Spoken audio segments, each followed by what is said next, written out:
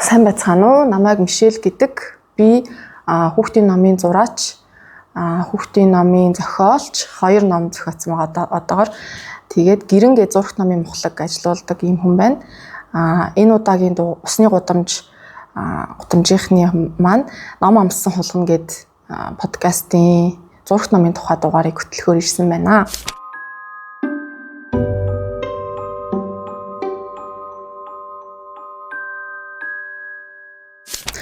Гэрэнгээд зурагт номын мухлагийг яагаад бас байгуулснаас эхлэе гэж бодлоо.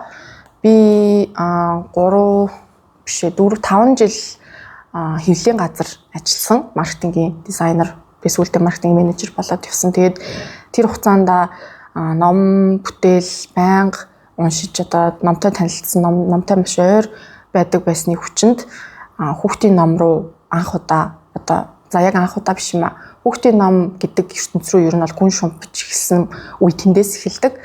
Тэгээд өмнө нь бол illustration их сонирхдаг байсан л да. Тэгээд тэр сонирхлынхоо дагуу ингээд сонирхлууд нэмэгдсээр агаад хүүхдийн ном руу орсон гэж одоо ер нь хараад байгаа. Тэгээд хэвлэлийн газар ажилласныхаа дараа нэг номын баяраар яг анх удаа номын баяраар чөлөөтэй талбайгаар хэсэх нэг боломж олдсон. Тэгээд яг тэр үеэр явж явах үед маш чанартай сайн хүүхдийн номнууд орчуулагдаад гарцсан байсан. Тэгээ би тэрийг анзаараагүй байжгаад яг тэр үед анзаарч хараад бүгдийг ингээд тал талаас цуглуулах гэж нэлээд юм болж исэн. Тэгээ энд нэр яагаад ингээд нэг газар ингээд бөөндөө байж иж болтгүй болоо гэж нэг санаа орж ирээд. Тэгээ яг тэр үед манай нөхрийн дэлгүүр яг философи номын дэлгүүр ажиллаж байсан л да. Тэгээ яг тэнд нэг ханыг зээлээч гэж агаад нэг хан дээр нь яг дан хүүхдийн номнуудыг байршуулад яг зурагт ном гэх юм уу те нэмгэн ийм нэг зохиол агуулсан. Нэг зохиолын нэмгэн өнгөтэй зурагт номнуудыг бүгдийг монголоор орчуулсан тий цуглуулад байршуулж анх гэрэнгийн замнал эхэлжсэн. Тэгээ гэрэн тэр чинь 2022 оны 100 яг хүүхдийн баяраар нээлттэй хийгээд 10 идэхэн номтой. Тэгээд яг тэрэндээс энэ олон зурагт номуудыг байршуулж худалдаалах тэгээд дараа нь эрхлэн гаргах энэ ажил ундарч эхэлсэн юм байна. Одоо яг 3 жил өнгөрөөд явж байгаа ийм замналтай. Зурагт ном бол ерөнхийдөө айгүй олон төрөл байгаад байгаа. Одоо яг харахаар хүүхдэд зориулсан зурагт ном, за томчуудад зориулсан зурагт ном ч гэсэн тийм төрөл бас сүлд нэлээд ирчтэй явж байгаа. График новел буюу одоо график зохиол, комик гэдгээр нь бид нэр их мэднэ. Комик, манга, за танин мэдхүйн зурагт номууд гэх мэтчлэн маш олон төрөл одоо картон ном гэдэг 0-2 3 насныхан зориулсан юм төрөлж гисэн тустай байдаг. Тэгээд одоо жишээ нь яриагаа бүгдээрээ зурагт номонд яагаад бид нэр ер нь анхаарлаа хандуулах ёстой вэ? Яагаад зурагт ном чухал вэ гэдэг рүү эхлээд ярьсан нь зүгээр гэж бодож байна. За юуны төрөнд зурагт номын хамгийн гол уншигч нь хүүхэд байдаг. Тэгэхээр яг хүүхдүүд зурагт ном уншснаас ямар хүүхдүүдэд илүү юм ашиг тустай байдаг вэ гэдгээс нь эхэлсэн зүгээр ах. Мэдээж хүүхдүүдийн хэл ярианы чадварт нь нөлөөлдөг. Одоо жишээ нь манай том хүү 2 настай. Тэгээд одоо харьцангуй сайн ярьдаг гэж би бодоод байгаа. Тэгэхээр тэрний гавьяа нь бол одоо яг багаас нь гидсэн байхаас нь эхлээл зурагт ном уншиж өгсөний гавьяа байх гэж ойлгож байгаа.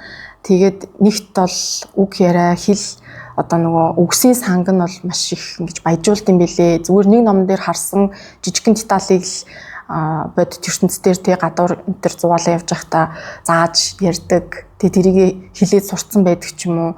Миний одоо зааж өгөөгүй үг хүртэл үгсийн сан дотор нь ингэж явж идэг гайхмаар юм ижидтэй юм билээ. Хэл ярианы чадварт нэтэж маш сайн нөлөөлнө.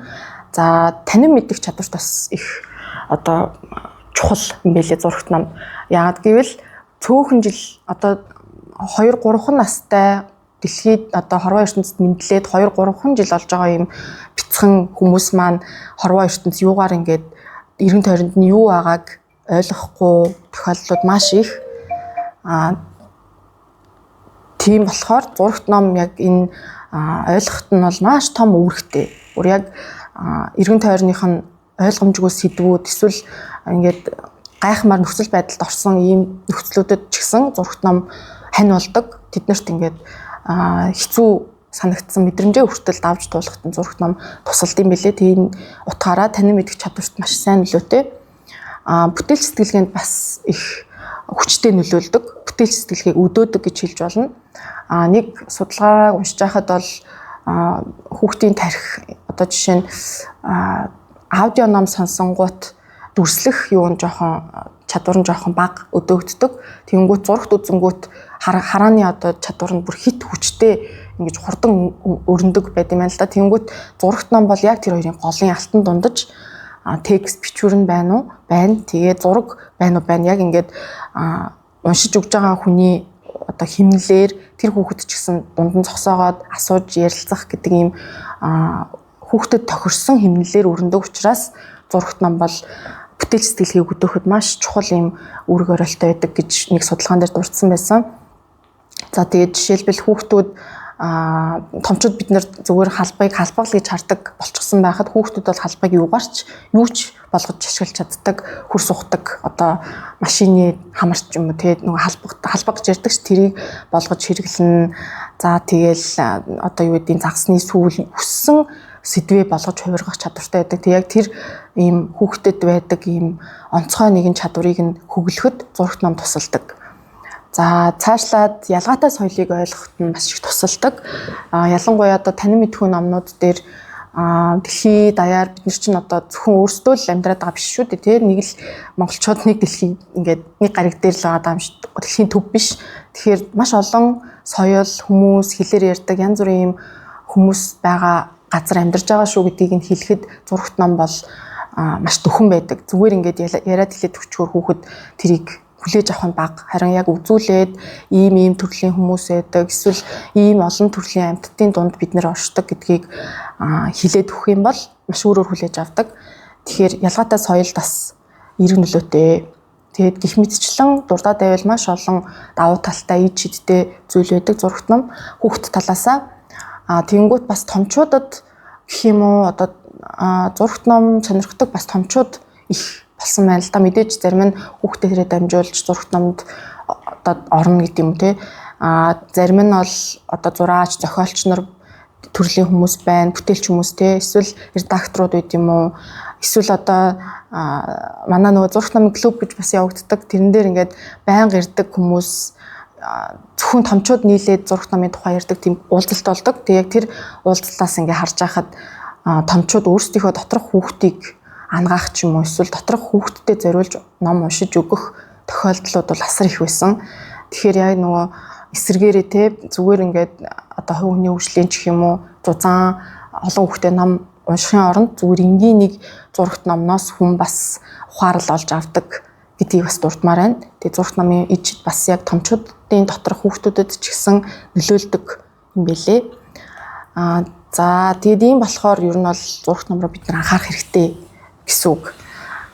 Хэн бүхэнд ойлгомжтой хэлээр хэн бүхэнд зориулагдсан одоо нөгөө насны хязгаар гээд редакцаас паблишеруудаас гарсан байдаг ч гэсэн тэрийг бол хүссэн хүн нь ярьж хэлж чадах юм бол хэдэн ч настай хүүхдэд уншиж өгч болно. Хэдэн ч настай том хүн бас зурагт номыг хэрэглэж болно гэсэн үг.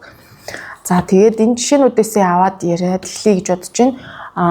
Дэлхийд бол нэлээд олон маш олон хэмжээгээр зарагдсан их хэмжээгээр одоо бестселлер болсон гэх мэт номууд байдаг, алдартай номууд те одууд нь гэх юм уу. Тэр номнуудаас эхлээд ярих гэж бодож байна. Энийг бол одоо мэдгүй юм гэж байхгүй болсон баг. Гидсэн үлсэн агуулдаа гэдэг ном байгаа. Эрик Карл гэж зохиолчийн баг хамгийн алдартай баг хэдэн сая хувь борлогдсон билээ. Энд чинь 1969 онд хэвлэгдсэн цагаасаа бестселлер байгаа. Одоо хүүхд төрүүлсэн л бол тэр номын тавирт нь заавал байх ёстой номууд гэж үздэг. Тэгээд энэ ном одоо Эрик Карл гэж зохиолч маань өөрөө маш хожуу хөгшөрснийхаа дараа зурагт ном буюу хүүхдийн ном руу орсон. Тэгээд энэ хүн болохоор өөрөө маркетингийн чиглэлээр маркетингийн постэр энэ төр хийдэг байсан, график дизайнер байсан юм лээ. Тэгээ энэ ном одоо энэ номыг хийж байгаа түүхийнхэн тухай YouTube дээр бас айгүй олон сонирхолтой бичлэг байдаг. Тэрийг олж үзээрэй. Энэ хүний техник нь бас айгүй алдартай. Зураг бүтээдэг техник нь яадаг вэ гэхээр юм нэмэгхэн калькин юм уу юм нэмэгхэн сальфитгэн цаасан дээр маш олон төрлийн будаг нялж одоо өөрийнхөө палет буюу өнгөнүүдийг гаргаж авдаг ийм төрлийн зураач байгаа. Тэгээ ингээд анзаараад харах юм бол маш олон ийм өнгийн юмнуудыг хайчлал хэлбэрээр коллаж хэлбэрээр ажилладаг. За одоо ингээд сайн анзаарах юм бол хайчилсан ийм одоо болигтуу гэх юм уу те ийм хэсгүүдийг олж харж болно. Одоо бид нэр ингээд будаг түрхэд ингээд олон будгаас сонголт хийгээд нийлүүлж зурдаг бол энэ хүн өөрийнхөө будгийн палетыг өөрөө үүсгээд тэндээсээ хайчилсан юм жижиг юмнуудыг нийлүүлж зураг бүтээдэг гэсэн үг. За энэ ном бол маш энгийн 0-2 насныханд тэр дундаа зориулагдсан.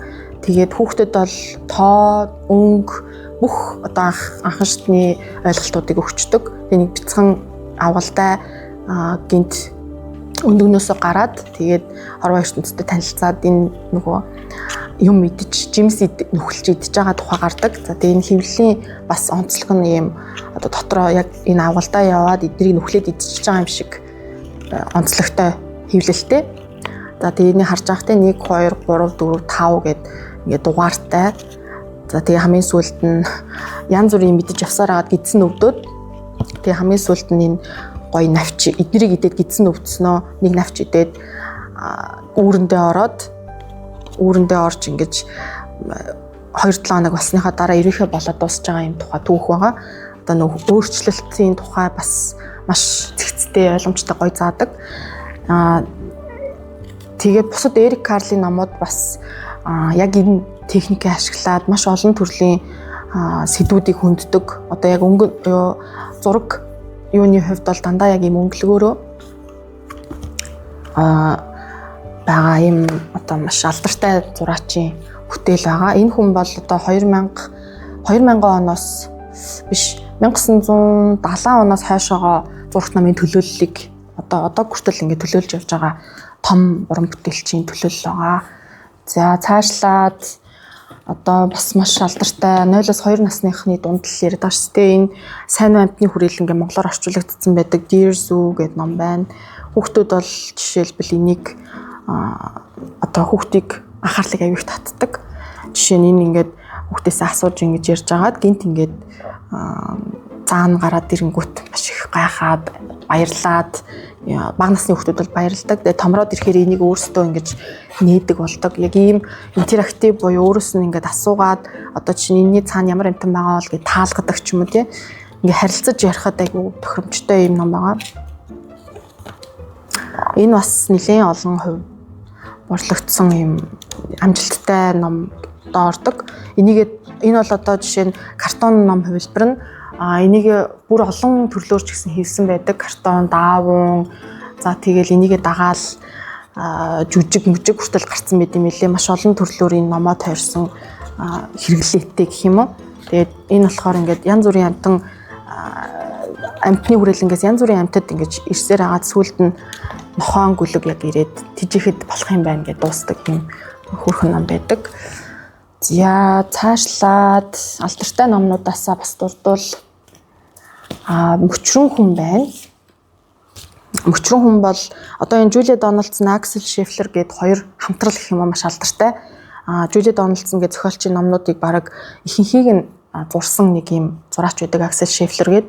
Тэгээ энэ дөрөн ч гэсэн маш алдартай. Одоо ч гэсэн жүжиг бүтээл болоод туурай явж байгаа. Хүүхдийн кино хүртэл гарцсан байгаа. Тэгээ энэ Мөчрөн хүн гээд дүрийн аялал гэх юм уу? Одоо яг нөгөө Одиссей гэдэг чтэй нөгөө гэрээсээ яваад аялалд гараад явсаар агаад нэг юм гэртээ буцаж ирдэг яг тэр форматаар бичигдсэн юм ном. Маш олон юм замдаа үзэж туулна. Тэгээ энэ хүүхдүүдийн сэтгэл зүрхийг татсаар л байгаа юм гоё зурагт ном байдаг. Энэ хоёр хамтрал бас дуртууштай маш олон өөр төрлийн номнууд нь байдаг. Сүүлд нөгөө Груфало гээд бас энэ хоёрын айгу алдартай ном байдаг. Нэг мангасын тухай. Тэр мангасын хоёр Груфалогийн хүүхэд гээд нэг цуврал найдаг. Тэрний 3 дахь нь гарч байгаа юм билэ. Шинээр гэх мэтчлэн одоо 20 жилийн дараа буцаж ирж байгаа юм лөө. Тийм байна. За өөр алдартай энэ бас нэлийн алдартай ном Поли Данбар Penguin гээд оцсон шувууны тухай. Оцсон шувуу биш нэг хүүгийн тухай. Тэгээд энэ дээр яг нөгөө сэтгэл мэдрэмж, сэтгэл хөдлөлийг маш сонирхолтой илэрхийлсэн байт юм билээ. Нэг судалгаан дээр энэ номыг нэг аутизмтай хүүхэд уншаад энэ номоос ерөөс салхаа болоод Яагаад гэвэл тэр хүүхдийн тодорхойг маш сайн илэрхийлсэн гэж тэр хүүхэд үзээд амар хайртай болсон. Тэгээ энэ дээр болохоор нэг хүүд ийм бэлэг ирдэг. Тэгээ тэрийгэ задласч нэг юм оцсон шувуу. За тэр оцсон шувуу нөгөө тоглоом болохоор хүүхэд тэрнтэйгээ ингээд ярьж харилцахыг хүсэж эхэлдэг. Эхлээд ингээд сайн уу юу ань чи ярьж чаддгүй мүү гэж ярих гэхээр өөдөөс нугасаа тоглоом болохоор юу ч хэлэхгүй. Тэгээ бүх юмаа л хэлж ярьж үзүүлнэ, өөрийнхөө чадах бүхнийг хийн энэ хүүхэд бүжгэлж үзүүлнэ. Нөгөө мангар малгайгаа өмсөд мангар бүжгээ бүжиглэн гэж гарч байгаа инээдтэй бүжгээ бүжиглэн. Толгоон дээрээ зогссон ч оцсон шувуу юу ч хэлэхгүй. Гэх мэтчлээ ингээд шоолж инээсэн ч юу ч хэлэхгүй, дагаж дуурайсан ч бас юу ч хэлэхгүй. Тэгээ ингээд тоохгүй байсан ч бас тоохгүй байсан гэд. Тэгэл бүхэл аргаа хэрэглээл сүүлдээ нарсланд идүүлэх гэж оролдоод тэг сүүлдээ бүр орилж ууралж эхэлнэ. Чи яагаад ярихгүй байгаа юм бэ гэж орилно. Ямар нэг юм хэлээч ээ гэд энд одоо жишээ нэг орилно. Ямар нэг юм хэлээч ээ чи гэд. Тэгээд хаар нэг арслан нөгөө хүүхдийг идчихдэг байхгүй.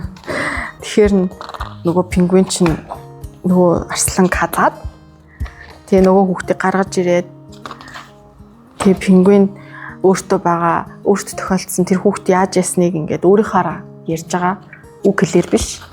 Тэгээ тэгэнгүүт яг нөгөө хүүхд бүр ингээд амар хайртай болоо. Бүгдийг ойлгоод дуусж байгаа. Нөгөө хэл яриагаар хэлээрээ гаднаа ингэж хэлэхгүй ч гэсэн ингэж илэрхийлдэг төрлийн юм харилцааг харуулдаг байгаа. Одоо жишээ нь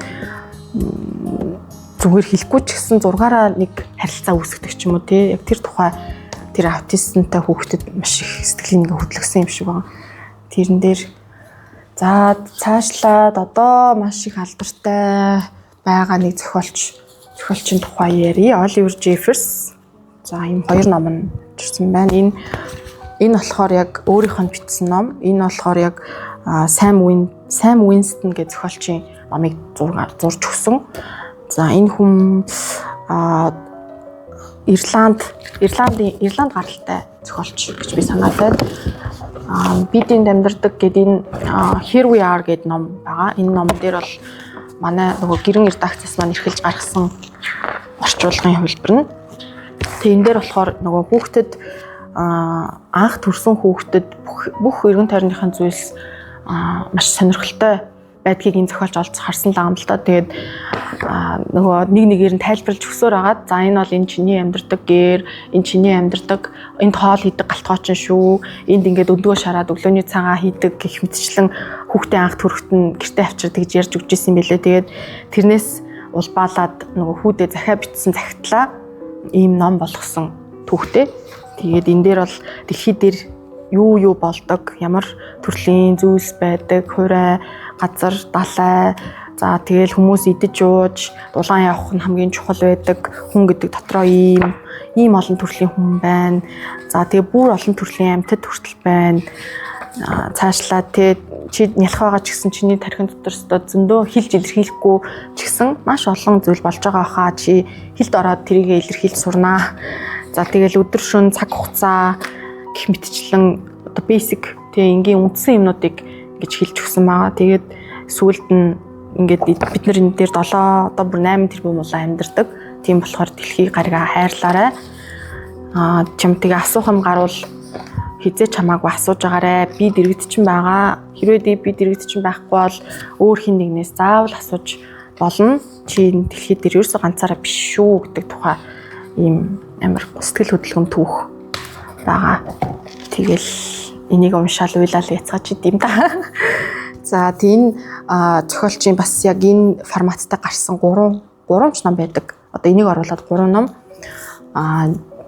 Нөгөө хоёр нь танин мэд хүн чиглэлийн юм шиг мөртлөө маш өргөн агуулгыг амар энгийнээр харуулсан Meanwhile on Earth гэдэг ном байгаа. Тэрэн дээр бол ингээд хүн төрөлхтний түүхийг сансарлуу явж байгаатай зүүрлээд ингээд айгүй сонирхолтой байдлаар харуулсан байдаг.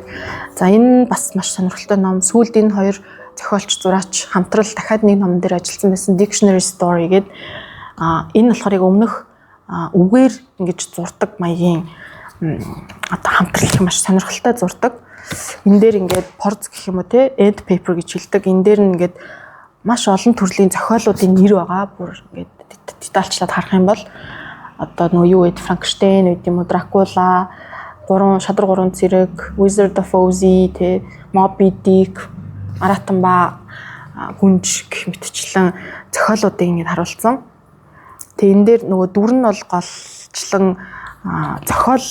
ном зохиолыг энэ охиноор дүрсэлж харуулсан дүр гэх юм ба тий. Тэгээд нэг хүү гарна. Тэр хүү энэ одоо нөгөө зохиол бүтээл номд шимтэж байгаа аяллыг нь энэ охинтой цуг ингээд цаашаа явж байгаагаар харуулсан байгаа. Тэгээ ингээд сайн анзаарвал энэ далайн давлгааг ингээд одоо унаад гэх юм уу тий ирж байгаа нь энэ тэр чигтээ ингээд нэг зохиолын хэсгээр ингээд давлгаа хийцэн гэх юм уу тий. Тэгээ ингэ сайн анзаарвал зөндөө үсэг байгаа. За энэ дээр ингээд томчууд нь нүдний шилэнд нь дүүрэн тоо харагдчихийдэг ч юм уу тий. Маш сонирхолтой зурагтай. Тэг ингээд гол урсж байгаа юм шиг байнгутыг тэрэн дээр нь ийм тэр одоо гол гардаг зохиолын тухай энэ өдөө чинь уулан давирч чинь тий үгэн уулан давирч байгаа гэх юм. Үгэн агуур орж ийн зохиолын агуур гэх юм тий. Энэ Forests of Fairy Tales гэдэг нөгөө үлгэрэн ай дундуур ингээд явж байгаа. Хүүхэд үлгэрт ингээд шимтэж байгааг л харуулж байгаа юм л та. Энэ жишээ мангастай тулаал Рапунзел нөгөө үсгээ буулгадаг шиг энэ дээр жишээ нь тэр маш урт үстэй байлаа гэдэг ингээд яг тэр зохиолын хэсгээс ингээд ашигласан. Тэг үгэн үүл дунд. Тэг эднэр дандаа А үсгэн однууд байгаа. Сайн анзаарч харуул.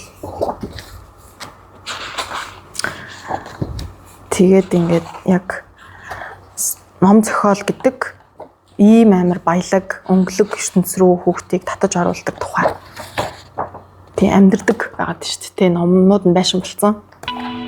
Би бол яг нөгөө төрхөөсөө өмнө бас зурагт ном нэлийн хоббит байсан. Тэгээд одоо illustration талдаа гэх юм уу одоо тэр чинь 16-7 онд нөгөө циферблат гэдэг кафед ажиллаж байхад яг illustration талдаа нэлийн сонирхдаг. Яг нэг сандим artistic moods гэдэг нэг вебсайт байдаг хгүй яг тэрэн дээр дандаа illustration нэг юм зурагтай посткарт янз бүрийн гоё юмуд ордог. Тэгээ яг тэрнээс болоод амар illustration дуртай. Тэнгүүт төрсний дараа угаасаа л номон дээр болохоор хүүхдтэй төрхөөс нь эхлүүлэл ном уншиж гисэн яг тохирох номыг нь олж өгөхгүй л гэдэг юм уу. Тэгээд яг 2 нас хүрээд одоо нэлийн хөдөлгөөнтэй болсон. Тэгэл нөгөө бүр яг за чи энийг заавал унших гэж хандахгүйгээр яг өөрөөр нь орхих хэвээр мөлий яг өөрт нь орон зайг нь олгоод тэгэх юм бол яг өөрөө сонирхсан номуудаа очиж ингээд ухаж үзээд яа тийм одоо сонирхсан номоо нэг бол харахаар барьсан сууж идэг. Тэг яг харахаар яг амар ялгаатай бол биш. Гэхдээ ингээд яг хүүхэд төрсний дараа хүүхдтэй хэлмээр байгаа үгс гэж бас гарч ирдэг юм бэлээ. Яг тэрийг ингээд одоо нөгөө ном зохиолоор дамжуулж уншиж өгвөл надад илүү ойр санагдаад тэгээд яг тэрнээс болоод нэг ном бас битсэн жижигхан нөгөө өрмийн чамайг хүлээж байна гэд тэг хүүхдтэй яг зориулаад нөгөө эргэн тойронд байгаа бүх зүйлс чинь чамайг өөрсдийг нь олж нэгээсэй гэж бодоод хүлээж байгаа шүү гэдэг утгатай. Тэгээ энэ одоо нөгөө тэг уулс гол горих одод бүх төрлийн одоо жишээ нь эхлээд амьгүй зүйлс эхлээд дараа нь амьтай зүйлс эргэн тойрны хүмүүс чинь ч гэсэн намайг олж нэгээсэй гэж дол хүлээж байгаа шүү гэдэг утгатай нэг юм хэлмээр байгаа үгсээ номоор дамжуулж хэлмээр санагддаг болсон юм байна ер нь бодоод тахад. Яг нөгөө зүгээр ингээд хилээд тахаар хүүхэд жоохон залхах маягтай өглөөлээд ч юм уу тэгэхээр тэрний оронд зүгээр ингээд амар энгийн өөр дүрээр ч юм уу харуулчмаар санагддаг хэсгүүд байд юм лээ.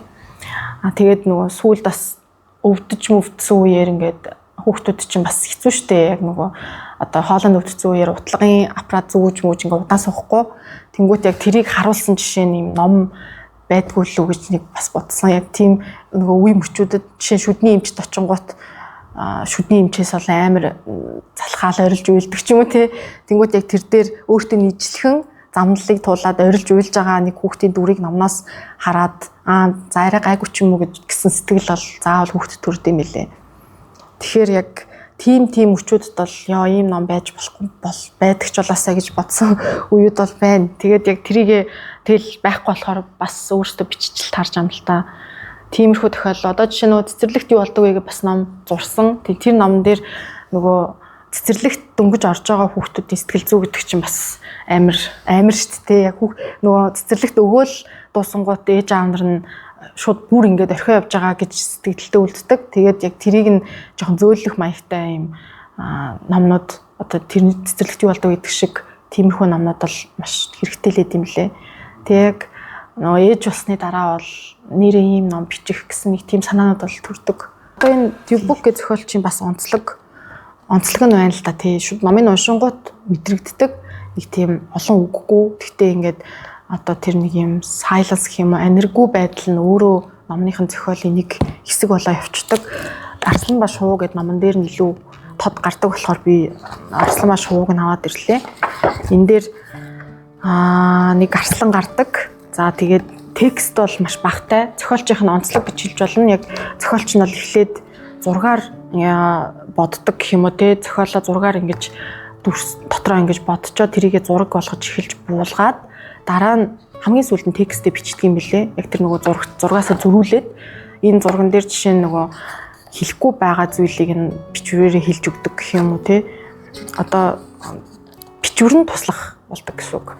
Тэгээд одоо маш бага үгтэй энэ арслан ажиллаа хийж агаад нэг бяцхан гимтсэн шувуутай таарна. За тэгээд тэр шувуугаа ингээд кээрлээд гарыг нь боож өгөөд гэртээ аваачаад чи манад өвлжиж болно. Нөгөө нэг дулаан оронлоо явдаг шуу байхгүй. Тэгэхээр явж чадахгүй. Чи манад өвлжчихөө манайх ийм том чи багтнаа гэд тэгээ гэртээ хөрхөн ингээд байлгаад өдрийн химнэлийнхаа нэг хэсэг болгоцсон ингээд байж байгаа. За Дюбукийн бас онцлог нь гэх юм уу те нэг сценарийгаа маш олон давтдаг. Одоо жишээ нь энд гарч байгаа химнэл дараа нь дахиад гарна. Тэгээд энэ гэрийг харуулсан одоо нөгөө цаг уурын байдлыг гэх юм уу те маш олон давтаж харуулж байгаа. Энэ жишээ шүн болцсон байна те. За тэгэл өвөл болж байгаа. Өвөл дээр хоёлаа айгуу гой хөгжилтэй өнгөрүүлж байгаа өвлийг. Тэгээ нөгөө саяны рутин нас жоохон өөрчлөгдсөн ч гэсэн яг хэмдэ байгааг анзаарах уу. Тэгээ ингээ өвөл болоод цастай шуурга болж байгаа.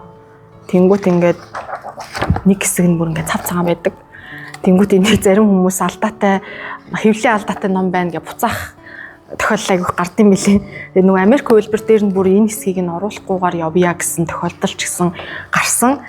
Одоо энийг хүмүүс ойлгохгүй гэсэн чи хүүхдүүд бол эсэргээрээ энийг ингээд хараад шууд цасан тарагдсан бүх зүйл ингээд цав цагаан болчлоо гэдгийг шууд ойлгодог.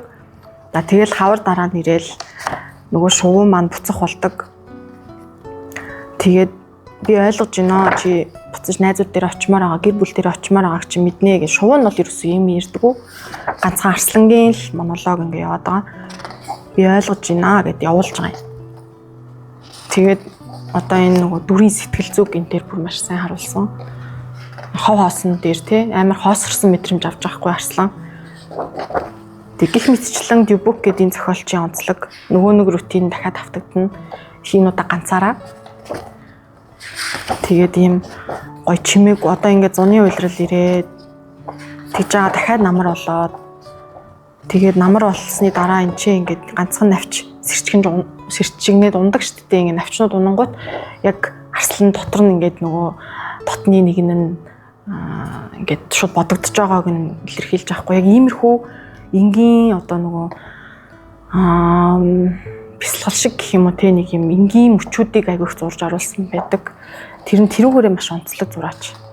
Жишээ нь ингээд шувуу нисэлж байгааг хардаг ч юм уу те найзыгаа л харуулдаг байхгүй. Тэсүүлт нь ирэхгүй махтаа гэж бодож байгаад яг найз нь ингээд хүснээр нь өвлийг хамт өнгөрүүлэх гээд ирдэг. Ирээд дуусч байгаа юм гоё.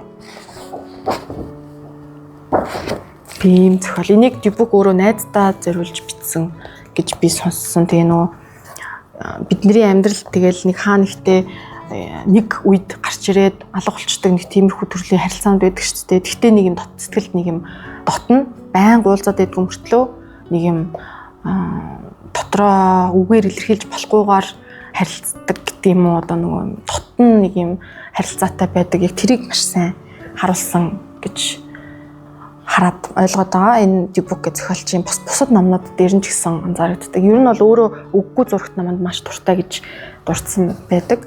Үггүй зурагт ном гэснээс үггүй зурагт номын тухайн нэрээ бас дуртахгүй болохгүй хаа. Би нэг хэдэн зурагт үггүй номнууд авчирсан. Энэ Дэвид Визнер гээд үггүй зурагт номын нэлээд том төлөөлөгч. Номнууд нь бараг бүгд үггүй.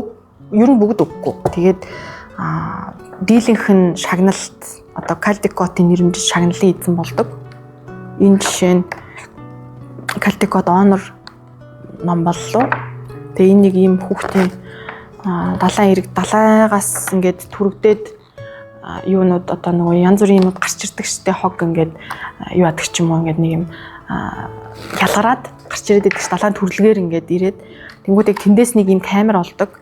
Тэгээ тэр камера нөгөөтг чинь дотор нь хальс байхаар нь хальсыг угааж үзийгээд тийм маш олон хэсэгтэйгээр зургийн чадвар нь бас нэлээ лаг одоо мундаг зурдаг гэх юм уу тийм маш боддоор тэгээд нөгөө хальсаа угаалгаад үзсэн чинь бүр ингээд гайхмаар юмнууд гарч ирж байгаа энэ дэр далайн нууц зүйлсийг авсан зургийн аппаратны хальсыг угаагаад үзчихэж байгаа хгүй тий. Одоо 8 айлчнууд энэ чинь ингээд байж идэг ч юм тий. Нэлийн суряал талдаа сэтгэж зурдаг хүн гэх юм уу. Тэг ингээд одоо баг маш сонин сценүүдийг олоод тэг хамгийн сүүлд нь юм хүүхдийн зурагтай нэг хэсэг олно. Тэнгүүт энэ камерыг олсон хүүхдүүд өөрсдийнхөө зургийг энчээ аваад хадгалсан байдгийг нь олж хараад би бас ингээд оруулах хэрэгтэй байна гэх нөөтөч бүр телескопоор харсан чинь ийм олон хүүхдүүд зураг авахулсан. Тэнгүүт нь өөрийнхөө зургийг бас хамт аваад хальсаа буцаагаад шидээд дуусж байгаа. Ингээд нэгнээсээ нэгний оронд дамжиж явдаг. Далайн нууцыг хүүхдүүд мэдээд явдаг юм тухай. Маш сонирхолтой ном. Энэ зохиолч өөрөө ингээд бас бага насныхаа юг харуулсан байхгүй тий. Зохиолч нар бол ер нь л тэгэл эргээд бага наснда дандаа ирдэг. Тэгээ энэ үггүй зурагт номын нэг онцлог нь нөгөө зохиолыг хэлний одоо өөр хэл дээр байна гэдэг асуудал байхгүй. Шууд одоо уншигч хүүхдтэд зориулаад ямар ч төрлийн зохиол болгоод ярьж өгч болдог. Одоо жишээ нь энэ дээр нь болдоо гэдэг нэр өгөөд ч юм те. Болдоо ингээд ийм олсон ингээд ийм сайенс юмнууд сонирхдаг хүүхд байж мээжгээд тэр нөгөө номыг ярьж өгч байгаа хүний хэлний хөгжлөөр шууд ингээд явцдаг төрлийн ном, үггүй зурагт ном. Тэгээ энэ бас ийм ном байдаг. Үггүй энэ бас Калдекотын шагналт ном. Энэ Калдекот гээд зөвхөн Америк, Канадын бүтээлүүдэд олгогддог шагналахгүй юу? Honor гэж юу дандаа зураач нарт нөгдөг.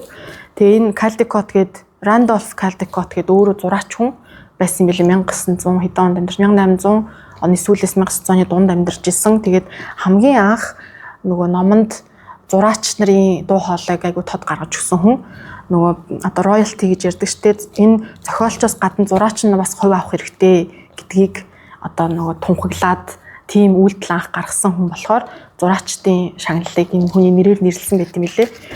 За тэгээ энэ бас Калдекотын нэрмжит шагналын эзэн Карсон Нэлс гээд бүсгүй байдаг маш алдартай одоо бас нэртэй зураач нарын нэгт тооцогтой явж байгаа. Энэ ном бол маш сонирхолтой. Нэг л сцен гарна. Тэгээд үггүй байсан ч гэсэн ер нь ойлгогдно. Эднэр нөгөө энэ зохиолч өөрөө энэ номдоо зориулж хэл зохиосон юм билээ шинээр. Өөрийнхөө хэлийг гэх юм уу те. Одоо нөгөө Толкин шиг do is tak маназут гэдэг юм сонин хэлээр яриад байхгүй шавж нар нь. Тэгээ шавжууд нь нэг л сцен дээр ингээ гарна. Нэг соёо гарцсан шавжууд гайхаал юу вэ гэж бөөндөө яриад эргэлдээл нөгөөх нь ургаалын цаг хугацааг айгу тод мэдэрч болно. Эргүүлээдсэн чинь нөгөөх нь улам ургаал томроол эргэн тойронд нөгөө шавж маш олон юм болол энэ ч гэрээ барья гэж ярилцаал шүн болоод одоо жишээ нь энэ ч ирж исэн эмгэн хүмүүс явсаар байгаа шүн хүртэл энэ ч явсаар л гэдэг юм уу тийм амар удаан. Тэг ингээл нэг том нөгөөх нь бүр улам томроол аал зарч ирээл нөгөө аалц чинь дайраал өөрийнхөө гэрийг болгож дээр мөтснээ дараа нь шугуу ирээд нөгөө аалц чинь аваа авчдаг ч юм тийм. Тэгээ нөгөө цэцэг ингээд хамгийн оргил хэсэг нь амар гоё цэцэг дэлгэрэл нөгөө бүгд ингээд шоконд ороод ямар гоё цэцэг вэ гэд тэгж байгаа юм шиг. Бас нөгөө дуу харуулад өөр ярьж өгч болно шүү дээ. Энд чинь ямар ч хэлний юу хязгаар байхгүй болохоор тэгээд ингээд өгөхөд угаасаа амьд юм болгон хүтгийн жамаар ингээд нөгөө цэцэг чинь бас өгөхөд дуусч байгаа. Гэхдээ ингээд өгвөл бас болно. Дахиад хавар ирнэ тэг бүр олон гарцсан. Дахиад олон соёолоод нөгөө гой цэцэг чинь бүр олон болж гарах юм шүү дээ. Тэгээ дунд нь энэ авгалдаа бас ирээхээ болоод амжиж байгаа. Амар олон хөөрхөн хэсэгтэй. Энэ зохиолчийн бас дагуул нэлийн гой юу оруулдаг. Тэгээ үггүй ном дээр бас энэ Шон Тайн гэдэг хүнийг дурдахгүй болохгүй. Энэ номыг нь ялангуяа дурдахгүй болохгүй. Энэ хүн болохоор анимашн артист гэж бас хэлж болно. Оскарын шагналтай. Оскарын нөгөө богино хэмжээний анимашныг хийгээд шагнал авч ирсэн билээ. Тэгээ маш олон бас зурагт номороо шагнал авч ирсэн. Энэ Arrival гэдэг ном нь болохоор иммигрант буюу цагаачдын тухай сэдвтэй ном. Тэгээд тэр чигтээ үггүй график новел гэж хэлж болно. Одоо хальт харах юм бол тийм дан нүүрсэн харандагаар ч юм уу зурагдсан. Тэгээд деталь маш ихтэй, сюрреал одоо ийм орчинтой буюу бодит ертөнцийн дээр яг байдгүй ч гэсэн одоо яг энэ бол зохиолчийн дотоод юу гарч байгаа хгүй те дотоод ертөнцийн нь өөрөө нэг шинээр юм sci-fi гэх юм уу sci-fi зохиол гэдэг чинь яг тийм sci-fi зохиол талтай. Тэгээд ийм сонин амьтад гарна. Тэгээд яг нөгөө хүн төрлөختөнд хүмүүсийн дотор хэцүүс байдаг нэг л сэдвийг хөндөд байгаа юм л да. Цагаачлах, харь газар очих, харь нутагт бүх юм нь харь байдаг те. Тэгэл хуучин гэрээ санах, гэр бүлийнхаа дотн хайртай хүмүүсийг санах тэр мэдрэмжүүдийг гаргасан. Тэгээ энэ хүн бол бүр ингээд маш реалистик зурдаг.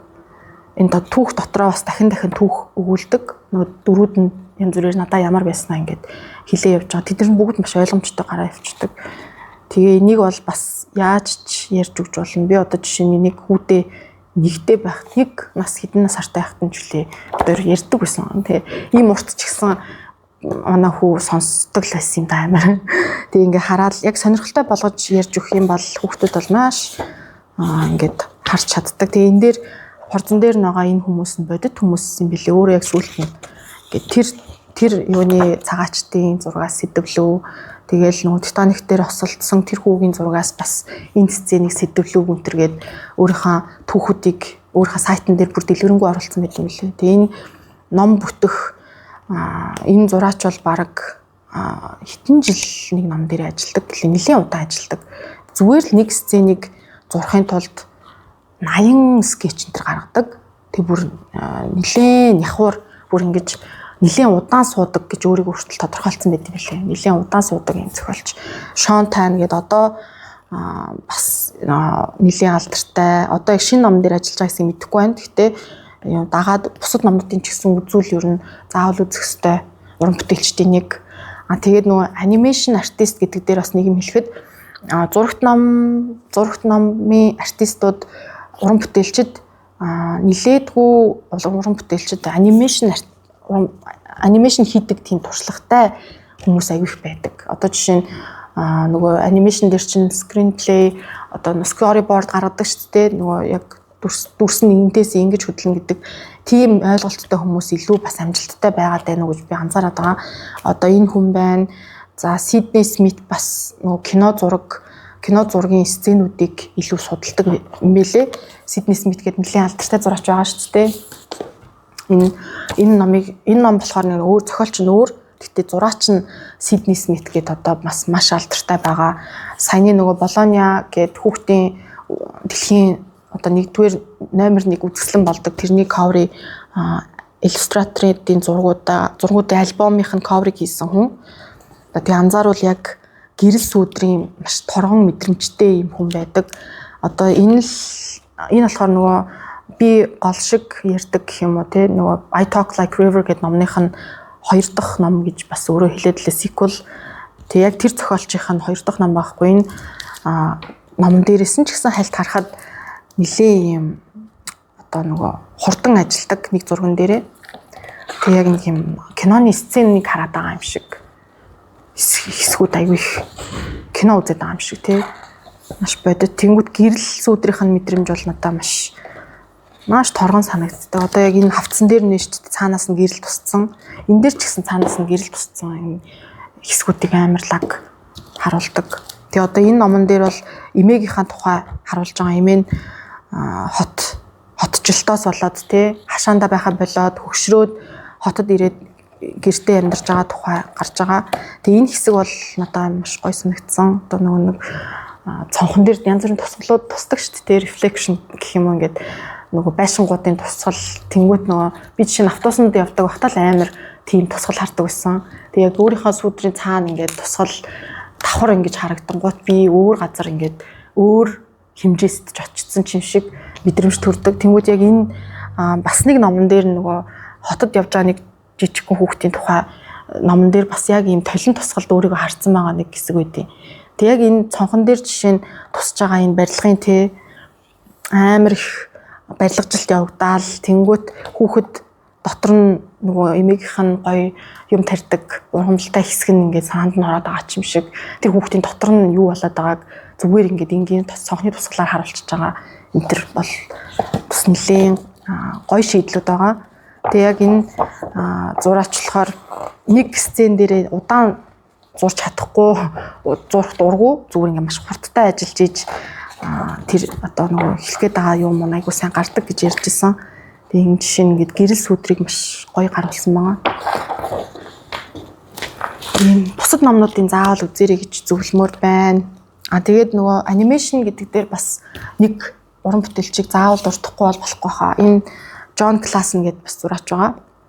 Тэгээ зурагт ном дээр нөгөө зохиол зураг бичвэр хоёр шал өөр бас байж болдгийг харуулах гэж энэ номыг авчирсан. Бас нэг нэлээд гоё ном байдаг. Тэр надад байхгүй болохоор би авчираагүй. Одоо жишээ нь энэ Sam Dave хоёр нүх ухчээ гэдэг ном байгаа. Энийний зүгээр текстийг нь тусад нь зураггүйгээр унших юм бол зүгээр л нэг хоёр хүүхэд нүх ухж байгаа тухай гарна. Тэнгүүт энэ зурагтай нь хамт харахаар шал өөр зураг нь давхар ингээд өгүүлэмж өгүүлж байгаа. За одоо жишээ нь нэг алюминий мод харуулна. Энэ амар чухал деталь. Тэрийг нь хариултын та нар өөрсдөө л олоорой. Энэ ингээд одоо жишээ нь жижиг деталуудыг харуулсан зүгээр улаан хөзөвчтэй муур. За тэгэл энэ ч дахиад тий нөгөө хоёр хүүхэд энэ ч ингээд нохотогоо явж байгаа. За тэгээ нөх ухаар болж байгаа. За хоёлаа нөх ухнаа. Гээ цаашаага хоёлаа тэгээд хэдий болтол нөх ухах юм бэ гэл тэнгүүт ямар нэг гоё юм болох хүртлээ нөх ухнаа гэд. За тэгэл нөхнөөс гарахаасаа өнгөрөөд нилээн гүн ухцсан. За тэгээ цаашаа явъя гэд. Цаашаа улан гүн ухна. Тэгээд айгу гоё юм болох гээд байгаа шүү дээ.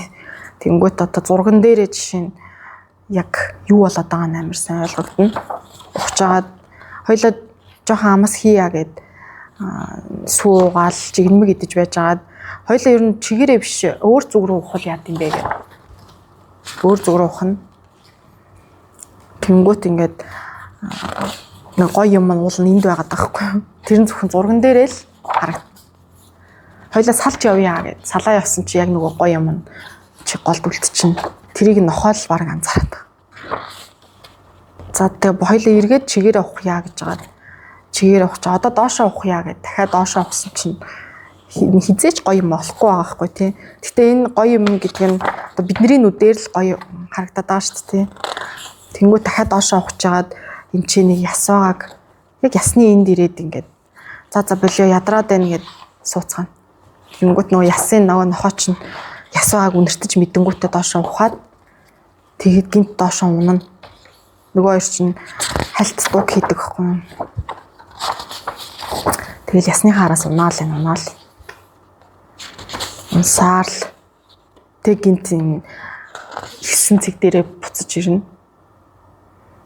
Тэгтээ энэ зарим нэг деталь нь өөр байгаа тий. Эхлээд алюминий мод байсан ш дуулна.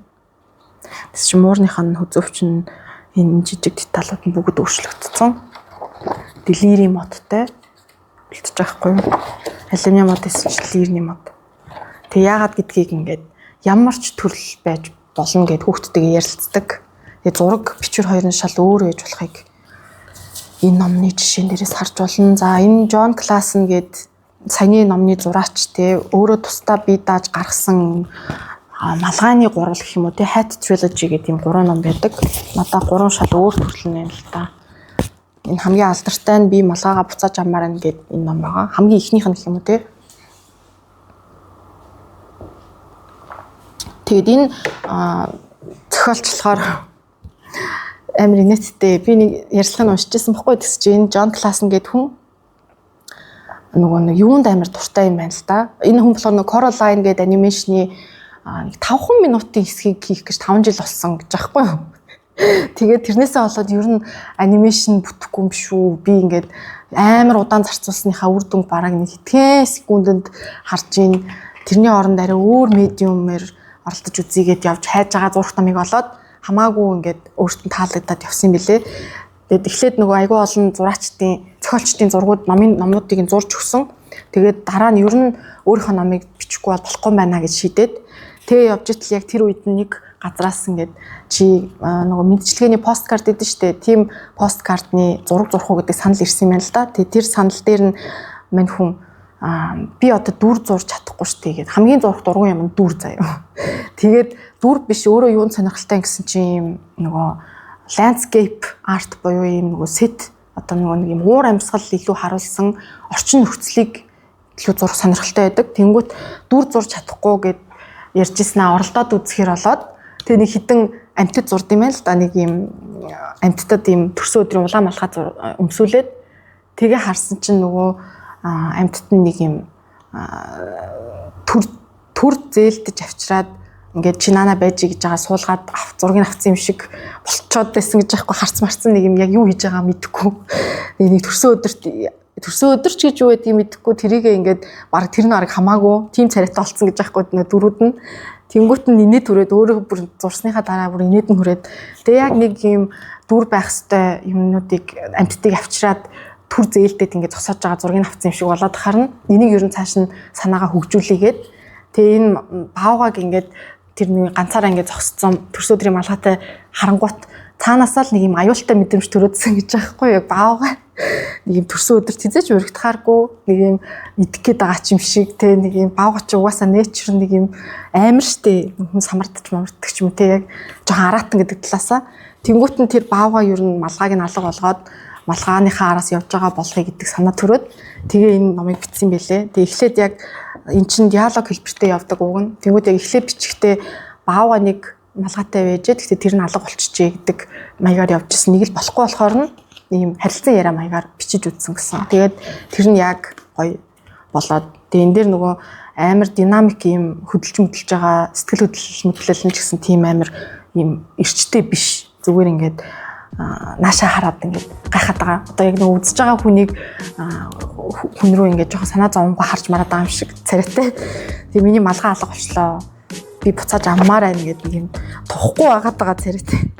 Тэгээ ингээд янз бүрийн амьтад ирээд тэрнээс асуугаад байхгүй чи миний малгайг харсан уу гэсэн чинь ингээд нааша харсан ч ихтэй ингээд би хараагүй штэ тэгснээр цаашаа тэгээ амар олон амьтадаас очиж асуусан. Дэлхий дэлхийн ингээд ингэж мэгцтэй.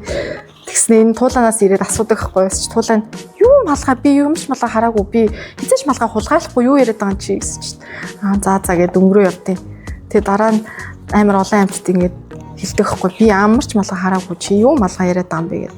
Тэгээ эдгээр нөгөө нэг маш ойлгомжтой энэ амьтдынхаа өнгөөр энэ бичвэр нь явдаг болохоор хүүхэд шууд тэр амьтыг хэлж байгааг шууд ойлгочдаг.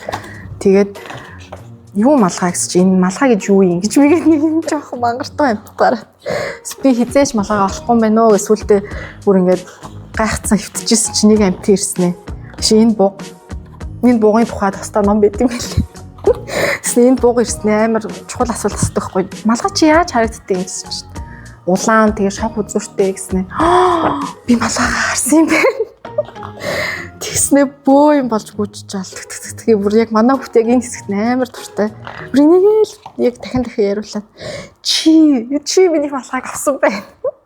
Нөгөө туулан дээр чи ирээд тэг чимээгүй ямар ч үггүй ингээд харилцсан харилцуулдаг байхгүй юу. Тэгснэ би малгайг таартай гэж. Тэг яг тэр туулаа яг яасан юм уу мэдээ. Тэгс чинь ирсэн. Чи энд малгайтай туулаа харсан уу гэсэн чинь.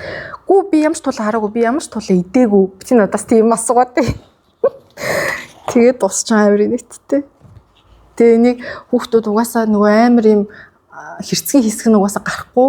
Тэгсэн ч гэсэн хүүхдүүд баавга туулаад идчихэж байгааг мэдж байгаа байхгүй амар нэг юм тэр хэсгийг ингээд хүүхдүүдийн төсөөлөлд нь үлдээчихэж байгаа. Тэнгүүд хүүхдүүд бүр шууд айлгаал идчихлээ гэд бүр амар реакцлал нэрээ малгаад идчихэж байгаа юм уу гэл өө юм бол хүүхдүүд бүр амар дуртай юм лээ. Тэгээ энэ малгааныхаа араас нөгөө нэг хэвлэлийн газартаа 3 ном хийн гэж гэрээсэн. Тэгээ энэ нэг нь тэгээ дахиад 2 ном бичих хэрэгтэй болоод дахиад малгаагаа ер нь малгааныхаа санааг цаашаа үргэлжлүүлээгээд энэ малгааныхаа санаа нь яваад байгаа хгүй юу. Тэгээд энэ санаагаа бас яаж болсон гэдэл нэг энэ тухайгаа айгүй их ярьсан байгаа. Тэгээ энэ болохоор амар хулгайч загсны тухай тэгснэ энэ миний малгай биш гэх амар лаг өөртөө итгэлтэй. Би малгай энэ миний малгай биш ээ. Би дөнгөж хулгайлчлаа гэж мэг явж байгаа байхгүй. Тэгжсэн аа би энэ том загснаас хулгайлсан үеэр унтчихсэн юм чинь гэж нэг юм хэрэг хийсэндээ ерөөсөө гимшгүй байгаа дуу маягийн загсны тухай явах байсан чинь сэрсэн ч гэсэн малгай алга болсныг мэдэхгүй бах уу гэж мэгдэг байхгүй юу. Тэгснэ ингээд мэдчихэж байхгүй малгай байхгүй болт. Тэгээ мэдсэн ч гэсэн хэн авсныг мэдэхгүй бахаа гэсэн чинь энэ яг мэдээд байгаа байхгүй нүдэнтэй эсрэгээрээ. Тэнгүүд энэ нэг л загс нь яриад байгаа. Тэнгүүд энэ загсны том загсны жишээ нь яагаад байгааг ерөөсөө гарахгүй. Загс нь юм ярихчгүй байгаа бүр. Тэнгүүтээ хэр чин намайг авсныг мэдсэн ч гэсэн хаашаа явж байгааг мэдэхгүй л дээ гэж мэг. Тэгэл гэхдээ би та нарт хаана явж байгаа хаашаа явж байгаа хэлнэ. Би намайг хаанаас ч олохгүй газар руу явж байгаа гэл. Намайг гэхдээ замд явж байгааг нэг хүн харсан гэд нэг амтан. Тэр надаа хэлэхгүй гэж амласан юм чинь гэж нөт нь хэлж байгаа байхгүй. Текстнээсээ бүх юм амар зөрүү тийм эсрэгээрээ болоод байгаа. Одоо энэ тийшээ явсан гэж шууд хэлж байгаа. Тэнгүүт би малгай хулгайлахыг буруу муу зүйл гэдгийг мэднэ. Гэтэ яах вэ? Өөртөө зөхгүй байсан юм чи надаа гой зөгч байгаа зү гэж. Нөгөөдөг чинь надаа яг сайхан зөгч байгаа. Тэр харалтаа би нөгөө газараа ирчлээ гэж үгээд нөгөө урт өстэй хэсэг рүү орж байгаа. Хоёул бүгдээрээ амжлаа штэ чадлаа гэл ийшээ яваад орсон чинь. Би өстой амжиж ирнэ гэдгийг мэдээдсэн юм аа гэж мигээ орж байгаа байхгүй тийшээ. Намайг эндээс хин ч болохгүй гэж. Тэг ингээд бүтэн юу болж байгааг мэддэхгүй тэг. Нөгөө загс чинь буцаа яа. Гэтэ малгатгаа. Тэнд яг юу болсон мэддэхгүй. Малгаагаа яг яаж авсан гэдгийг хүүхдүүд өөрсдөө төсөөллөөрөө хэлэх ёстой. Тэнгүүт манай хүү болохоор одоохондоо яг нөө том загас идчихэж байгааг нь жоохон хүлээн зөвшөөрөхгүй байх шүү. Зүгээр очиод ингээд амар гоё аваад ирж байгаа юм шиг бодоод байгаа байхгүй юу. Тэнгүүт яг томчууд бол шууд тэрийг идчихэж байгаа л гэж бодож байгаа ш. Тэгээ том загас жижигээ идэнэ гэд. Тэгэл энэ бас амар сонирхолтой түүхтэй мөлий. Нэг юм малгайг олж байгаа тухай. Тэгтээ хос юутай. Тэгээ энийг хоёр яст мэлхийн нэг малгай болно, нэг малгай болно. Гэхдээ нэг малгай байгаа. Хоёр яст мэлхий болохоор хоёулаа байгаа шүү дээ. Тэнгүүт ингээд чамд надаа ямар харагдчихна гингүү чамд өстой гой зөгч чинь. Надаа ямар харагдчихна гэсэн чинь надаа бас чамд өстой гой зөгч чинь. Даанч хоёулаа нэг малгайтай дундаа байж болохгүй юм да тий. Хамгийн хийж болох зөвстой зүйл бол орхиол явах юм да гэд нөгөө малгайгаа орхио явж байхгүй хин ч авч чадахгүй болоод тэгэл гэхдээ нэг нь үнчээ ингээд стил хоргодоод байгаа нөгөө малгаандаа. Тэгээ дараа нь нар жаргахыг үзэж байгаа. Одоо ингээд хүүхдэд одоо дөнгөж уншиж сурж байгаа хүүхдийн нөгөө хэсэг бүлгүүдийг уншиж дуусгаж байгаагаас амар гоё мэдрэмж авд юм лээ. Тэгээд ийм богино мөртлөм хэсгүүдтэй байгаа. Тэгэл нар жаргаж байгааг харснаа. Чи юу бодож ин даа? Гэсэн чинь би нар жаргаж байгаа тухай л бодож. Чи юу бодож байгаа гэсэн чинь. Юу ч бишээ гэж аахгүй. Гэтэ нөгөө малгайгаа л бодоод байгаа тийм. Тэгэл унтахаар болоод. Тэгээ хоёулаа унтаал. Чи баг унтцсан уу? Би баг унтчихнаа. Чи бүр унтцсан уу? Би бүр унтчлоо. Би зүүдэлж чинь. Юу зүүдэлж байгаа юм гэсэн чинь. Би малгайтай болцсон байна гэж зүүдэлж чинь. Тэг чи бас тэнд байна. Чи ч гэсэн малгайтай байна. Хоёулаа малгайтай юм. За згснэ. Ирээд хамт зүүдлэхээр болоод тэг хамт малгайтай болоод тосч. Амар хөөх. Тэг энэ нөгөө зохиолч нь өөрөө яриадсан хос хоёр юм бэлээ. Би биэнд амар хайртай. Тэгээд яг тэр нэг юм хөөрхөн хайрыг бас дунд нь авчулсан байгаа. Хүүхдүүд бол амар сайн ойлгодог юм лээ тэрийг. Би нөгөө нэг ном бичих болоод яг ингээл бичгээ суушдтэй тэнгуут амар абстракт санаанууд агиих орж ирээдсэн. Абстракт гэх юм уу одоо нөгөө ийм дэлхийн үүсэлч гэх юм уу нэг юм бодиттойгоор харуулж болохооргүй сэдвүүд л дандаа гарч ирээд байгаа байхгүй юу? Одоо бид хүн төрөлхтөн жишээ нь ийм маш том нарны аймаг одоо нэг сансар окторгууд дунд байгаа жижигхэн ийм хэврэг дэлхий дээр амьдарч байгаа. Тэгснэ тэрэн дотроо ингээд амар олон түүхийн урт хугацааны түүхийн хувьд дайтаал хоорондоо дайтаал нэг аалж хятаал тэгснэ ингээд эсэргээрээд бодонгууд одооний нөхцөл байдал тэгэл тэр дайны үр дүнгээс л үүссэн юм шиг тэгээд тэр эсэргээрээд заавал дайтчихж те бид нар хүн байх юм уу амар цөөхөн хідүүлэх нээжиж дэлхий дээр ихтэй нартай амьдарч болдгоо юм уу тэр гэдэг санаа намайг ингээд нөгөө өсвөр наснд байхад яг хүчтэй ингэж бодолд оруулсан юм шиг байна. Тэгээд яг тэр сэдвээр айгүй их зохиолын санаанууд айгүй орж ирдэг. Жишээ нь одоо нөгөө хүний онцгой байдал, өвөрмөц чанар те ганцхан байдаг шүү. Онцгой шүү. Тэгвэл ингээд одоо миний номыг уншиж байгаа хүн тэр номыг ингээд уншсныхаа дараа өөрийнхөө өвөрмөц онцгой гэдгийг мэдрээд дуусаасаа гэдэг тиймэрхүү сэдвүүдийн санаанууд айгүй орж ирээд байдаг байхгүй юу.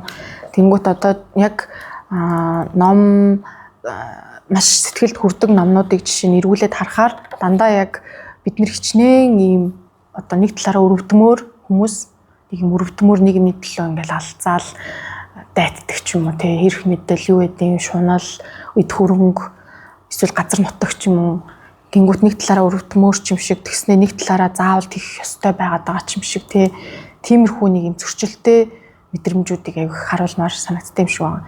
Тэгээ нөгөө нэг шинжлэх ухаан талдаа бас ингээд жоохон холиод одоо нөгөө нэг надаа яг амар нөлөөлсөн scientist одоо нөгөө шинжлэх ухааны төрлийн хүмүүс бас байна л да. Карл Саган, Ричард Файнман тэр тэнгууд яг тэдний нөгөө Ричард Файнман гэдэг хүний жишээ нь нөгөө зөвхөн ингээд цэцэгний гоод сайхны тухай нэг яриад байхгүй юу. Тэгээ яг нэг цэцэг ингэж тэр өнгийг олж дэлгэрхийн тулд те бүр ингээд тэгш юм бүх юмыг ингээд цогцлоогоод зүгээр л тэгээ дэлгэрээд байж байгаа тухай амар одоо нөгөө шинжлэх ухааны талаас нь тайлбарлалцсан. Тэнгүүт яг бид нар амар юм ямар гэчин үдгсэлтэй газар амьдраад байгаагаа бас төдийлөн мэдэрдэггүй юм шиг. Тэг яг тэрийг нь мэдрүүлэх талын санааны зохиолууд авих төрөөддөг хгүй юу. Тэгээ нөгөө нэг энчдэх төдий чөлөөнд гээд нэг ном бичих гэж оролцсон. Гэхдээ зураг нь ингээд абстракт байж иж хүнд ойлгох гээд байгаа юм шиг л санагдаад байгаа. Яг одоогоор бол одооний мэдлэг туршлагын хувьд тэнгууд ингээд тодорхой харуулчих юм бол тэгээ жишээ нь ингээд бүр боддоор харуулчихаар Сидни Смитийн шиг ингээд харуулчихаар болохгүй байгаа ч юм шиг. Гэхдээ нэг талаараа бас болох ч юм шиг. Тэр ингээд нөгөө нэг уншигчд бас зарим хариултыг үлдээх хэрэгтэй хэсгүүд гэж бас байд юм байна гэж амар ойлголоо. Тэгээ яг тэр сэдв энтрээр цугларсан номнууд бас байгаад байхгүй тий нөгөө Stuff of Stars гэх тэр номнуудаа орхисон юм шиг байна. Тэгээд яг энэ сүүлд нэг үдсэн энэ болохоор нэг томчуудад зориулсан зурагт ном график новел гэх юм уу бүр нэлийн зузаан. Тэгээ энэ томчуудад бүр яг голчилж зориулсан хүүхдийнх биш. Нэлийн ийм хүн сэдв гардаг. Одоо жишээ нь сая хэлмэгдүүлэлт гэж шүү дээ. Тэнгүүт хэлмэгдүүлэлтийн сэдвийг хүүхдэд яаж хэлэх вэ гэдэг чинь бас бодгол юм байгаа байхгүй юу. Тэнгүүд зурагт хүнд сэдвээр бичсэн зурагт номнууд бас байна. Тэнгүүд энэ яг бүр илүү хүнд тэгээд томчуудад зориулсан гэж байхгүй хүүхдэд биш. Энэ болохоор нөгөө хүн төрөлхтний дайны тухай одоо нөгөө хүмүүсийн хичнээн ийм замнал туулаад хичнээн хоорондоо ингээд дайтаад алцаа цус бүр ингээд юу хэлдэг те цус нүж төгөө хутгалдаж ирсэн бэ тухай ингээд юм бэлэн амар том зузаан даацтай ном гарцсан. Саяхны шинэ ном байгаа. Тэгээд үггүй тэгснэ ингээд энэ I'm a creature гэдэг энэ шүлгээс биш Like this stone гэдэг ийм Итали шүлгээс сэтгүүлсэн гэж байгаа энэ зураач нь Александро Санна гэдэг Итали зураач. Тэгээд энэ чулуун зүрхтэй чулуу шиг сэтгэлтэй гэж бид нар ярьдэн шүү дээ. Тэр нэг юм чулуу шиг сэтгэлтэй байгаад байгаа хүмүүсийн тухай илэрхийлж авахгүй тий. Монголоор бол орчуулахад бас яг тэгж л буух гэж бодоод байгаа. Тэгээд тэр чигтээ ингээд өөрөө яагаад энэ номоо биччихсэн тухайгаа дурдсан. Тэгээд энэ хэд 4 ч билүү бүлэгтэй тэгэл хүн төрлөختөн ингээд humanity гэдээ хэлж байгаа байхгүй юу. Тэнгүүт бид нар ингээд тэг нэг нь ингээд маш нарийн харж иж ойлгохоор зүгээр ингээд уулын хориод дээрээс нэг чулуу унж ирээд тэнгүүт тэр чулууг ингээд харснаа тий алцаад эхэлж байгаа байхгүй юу. Минийх чинийх дээр тулаад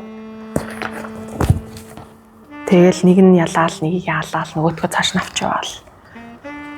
Тэг ингээд нөгөө хажуугаар нь хүн төрлөختний түүхийг харуулчихж байгаа. Одоо нөгөө чулуун зэвсгийн үеэс тий цаашлаад төмөр зис ашиглаж сурдаг болоод жад мад хийгээд тэгснээ ном сумаар харагдаг болоод цаашлаад ингээд зэвсэг нь улам нарийн ингээд нэг алж чадах зэвсгүүд нь бүр илүү нарийн болж байгаа.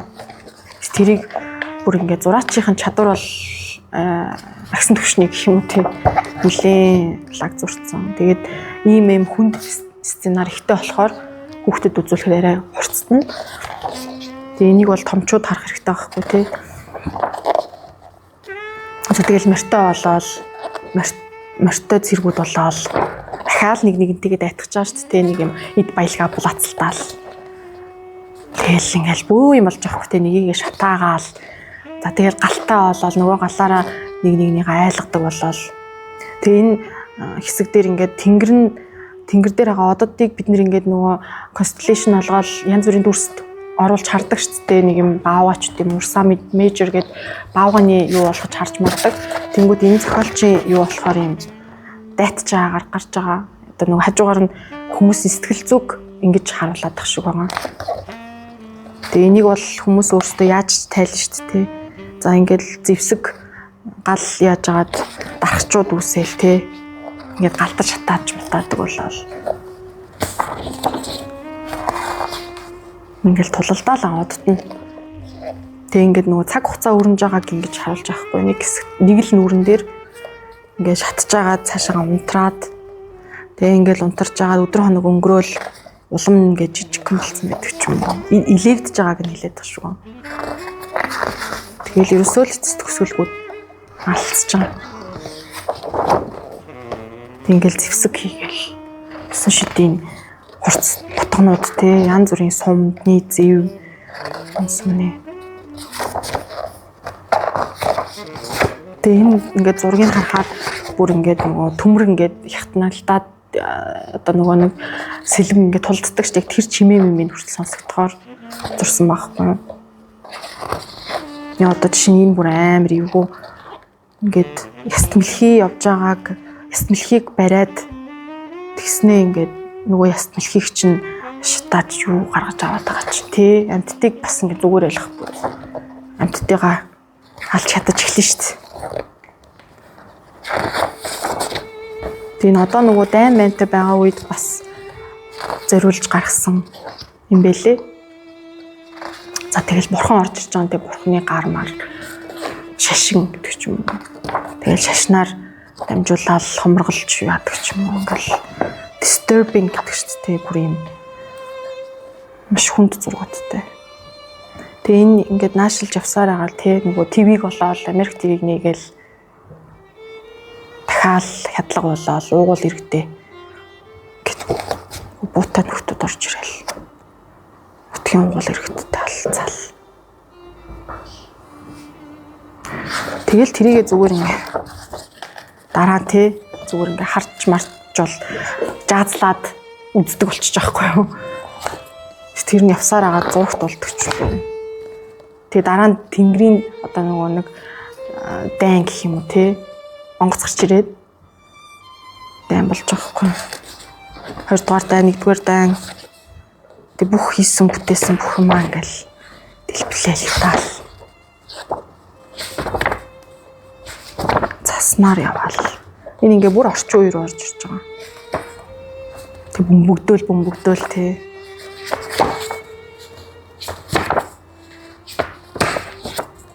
Тэгэл нөгөө гулаг Холокост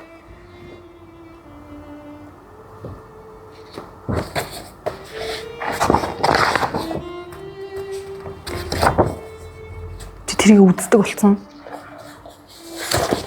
Зүгээр entertainment маягийн тий.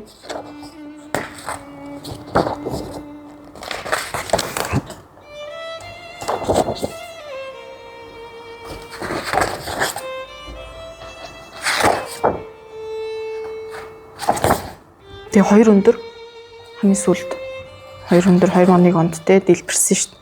Тэгээ энэ ингээд дэлбэрэлтийнх нь энэ шувуунууд нисэж байгаа юм шиг мөртлөө ингээд зарим нь харахаар хүмүүс хийсэд ингээд дэлбэрэлтэнд хийсэж байгаа энэ.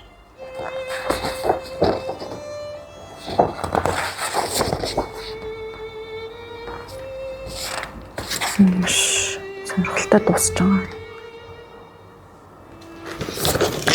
Мэтчлэн томчуудад зориулснууд нь бүр ийм нэлээд хүнд сэтгэвтэй байгаа. Нөгөө номны хэвлэлээ ашиглаад бас их сонирхолтой шийдлүүд гаргаж болно. Энэ Suzy Lee гэдээ бас айгүй алдартай солонгос уран бүтээлч байгаа. Энэ нэг бас 3 ийм цувралтай нөгөө далайн ингээд давлгаатай нэг байдаг.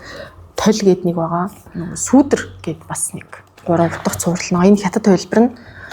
Тэгээ энэ болохоор номныхоо форматаас их санаагаа авдаг хүн билээ. Одоо жишээ нь нэг ном нь 2 ном нь ингээд ингэж нээгддэг. Нэгийг болохоор яагаад ингэж болохгүй гэж ингэж харж агаад бичсэн. Одоо сүүдэртэй нь энэ дээр бодит байдал явж байгаа. Энэ дээр нь сүүдэрт байгаа нөгөө хүүхдийн төсөөллөөр тэг бүх формат нь ингэж явцдаг.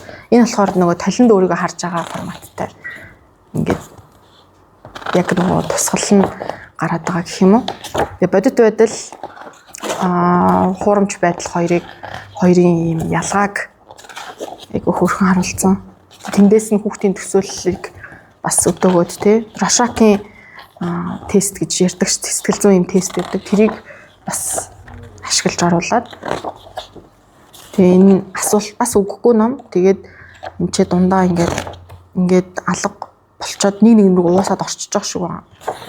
Тэгээд дараанаас нь гээд маш сонин юм болно. Тусгал байхаа болоод тий баг аль нь жинхэнэ гэдг мэдгэдгээ болоод тэрийг баг хүүхдэл өөрөө шийтгэхээр тэгээ ингээд гайхаж махаад дандаа нүүрсээр ажилладаг хүн билээ. Нэг үгүйсгдэг ч юм уу тий. Тэгээ нэгийг хаглаад нэг нь үлдээд дуусч байгаа. Тэгээ энэ яг жинхэнэ аль вэ гэдгийг хүүхэд өөрөө баг шийтгэхээр ингээд талны тусгал нь үлдсэн юм уу өөрөө нь үлдсэн юм уу тэргээ бас бодохоор маш сонирхолтой тий. Хэвлэлээ бас ингээд онцлог болгоцсон номнууд байна. Жишээ нь энийг ингээд гэрэлд харагдах нь гэрэлд ингээд харахаар ингээд өөрчлөгддөг. Бүх өнгөнүүдийг ингээд эндээс харж болно. 0-2 насныхан зориулсан гоё ном байгаа тий. Ийм чи ингээд гэрэл шүү, гэрэл бол чи гэсэн утгатай. За энэ бас маш сонирхолтой хэвлэлтэй 2 талаасаа уншиж болдог ном. Одоо ингээд хуучны үлгэрүүдэд бид нар орчин үе рүү бас их хувиргах хэрэгцээ шаардлага байгаа гэж бодоод байгаа. Тэнгүүт гадны номнууд бол бараг тэгээд маш удаж байгаа шүү дээ. Маш олон төрлийн хувилбарууд хүртэл гарцсан. Энэ болохоор ах トゥ Гримийн үлгэрийн нөгөө Лаки хаан гээд алдартай үлгэр гэх юм уу тэр үлгэрээс сэтгүүлээд юм орчин үеийн зурагтай болгоод зохиолын ч гэсэн өөрийнхөө өөрчлөөд гэсэн байгаа. Нэг талд нь яг классик хуучны хараа явж байгаа. Тэгээд нөгөө талд нь орчин үеийн болгоцсон. Одоо жишээ нь утас гарна тий, утас coin одоо нөгөө видео тоглоом шиг нэг алийг сонгох уу гэд сонголт өгч мөгцсөн. Тийм нөгөө гармошиг гэдэг шиг юм хэвлэлтэй. Тэгээд хоёулаа ижлэхэн төгсгөлтэй ээждээ очиод дуусдаг. Тэгээд хэвлэлээ болохоор юм. Энэ нөгөө нэг Болониагийн наадмаас ийм сонирхолтой хэвлэлд өгдөг юм шагнал байдаг. Болониа ямар вүлээ? Тийм шагналтай ном энэтхэг паблишер байсан баха. Магума гэдэг энэ бас алдарт нөгөө юуны шагналыг авсан бэлээ шилдэг паблишер гэдэг шагналыг нь авсан. Энэ бас тэр шагналаас хэдэн оных нь үлээ Солонгос паблишерийн шагнал авсан ном.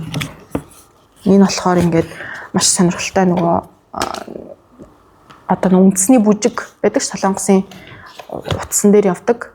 Тэнгүү тэр утсан дээрээ явдаг бүжгээ номын сонирхолтой хэвлэл болгоод одоо энэ дээр ингээд гол одоо утсаа тий номоо жинхэнэ утас олгоод оруулсан. Тэнгүүт ингээд уран бүтээлчд ирээд ёслоод тэр нөгөө бүжгийг эхэлдэг байхгүй юу? Бүжгээ ном болгоцсон гэсэн. Тэг ингээд нөгөө утсан дээр бүжгэлдэг хүн өсөрч гарч ирээл. Тэгэл энэ солонгосоор болохоор нөгөө дууных нь үг юг бичсэн баг шүү нөгөө одоо нөгөө хилдэг юм авиануудын. Тэнгүүд ичээ ингээд тоглож байгаа хөгжмүүдийг нь бас зургаар илэрхийлсэн. Энэ бас надад айгүй сонирхолтой санагдсан. Хөгжмийг жишээ нь яаж зургаар илэрхийлэх вэ гэдэг чинь асуулт шүү дээ. Одоо нөгөө химнэлтэй юм ятгахын аяыг яаж зураас байх юм уу, юу байх юм гэдгийг нэг хөлбөр байгаа хгүй энэ жишээ нь. Тэгээ ингээд бүжиглээд эхэлж байгаа. Энэ зураас нь болохоор тэгээ яагаад ч хөдлөхгүй. Тэнгүүд ингээд энэ ч явж байгаагаа харж байгаа. Энэ ингээ хөгжим нь ингээ янз бүрээр дуурж байгаа. Тэрийг бас нэг талаар мэдрүүлэх гэж оролдож байгаа. Ингээл үсрээл янз бүр болоод оргил зэгтээ очиод эргэлдээл. Энэ нь ингээд одоо бүр ингээ нөгөө тишийг хараад эргэлддэг ч юм уу те. Эргэлдээд өсөрж байгааг доороос нь харуулж шүү дээ те. Зүгээр нэг утас байгаа мөртлөө эргэн тойрных нь юм ингээд перспектив харах өнцг нь өөрчлөгдөхөөр шал өөр болоо явчихж байгаа. Тэгээ хажуугаар нь хөгжим нь ингээд намсаад бүр илүү юу яаж ч тэ оргил хэсэгтээ хүрээд тэгээ доошлоод мань аяархан болоод